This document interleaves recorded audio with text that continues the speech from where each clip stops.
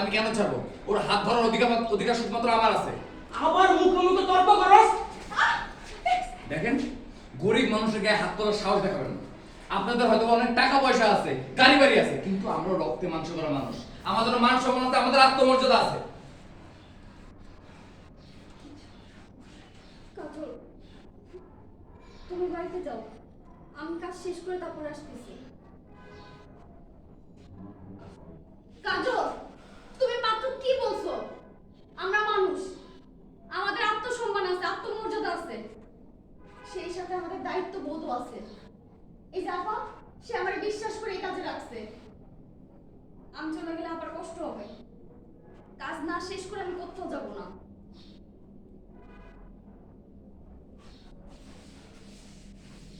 আপনি বলতে বলতে জামাইকে নিয়ে চলে আসেন।